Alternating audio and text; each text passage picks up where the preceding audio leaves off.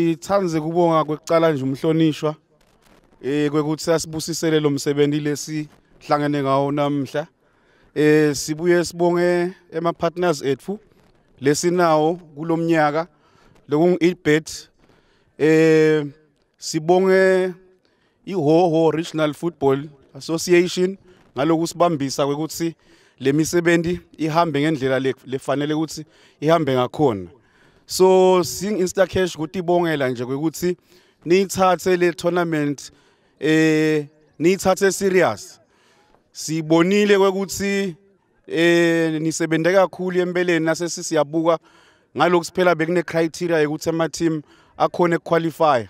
So maphalaleni usijabulisile, siyajabula ukuthi nguye futhi lokhona lecala le tournament namuhla.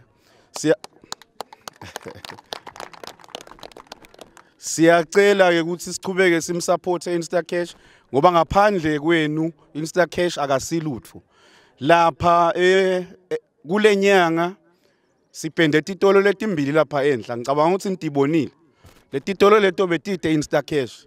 Sivule Instacash lokusho ukuthi uyakhona manje kusitakala lamaphalaleni ngalo 2 etitolo taka Instacash. Donke ethi for Instacash ndawukhona ukuthi itfola khona. Sibonge kakhulu nakubaphathi labathi khandlile bakhipha yona leyo mali yekuthi namuhla sigcine sinalo msebenzi lona. Ngidawucela kisho nje le breakdown mhlambe kulabo mhlambe lotfola ukuthi abayati ukuthi ime kanjani.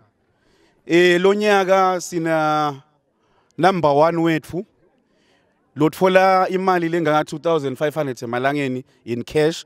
Leyo mali uyitfola namuhla. So itfolile. Yes, utfola ke ne trophy kanye nema medals.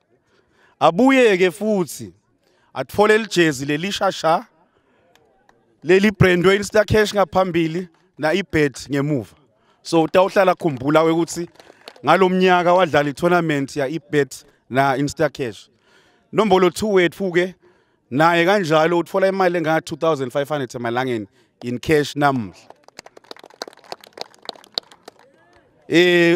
Utfola kanye ke futhi nema silver medals la phambi kwami. Lokuhle ukuthi nalabo labaphuma ekucaleni kukhona labatakutfola namuhla noma sebakutfolile namuhla. Number 3 wethu na number 4 wethu akahambi alambatha una 1000 amunye ekhukhwini. So siyabonga kakhulu.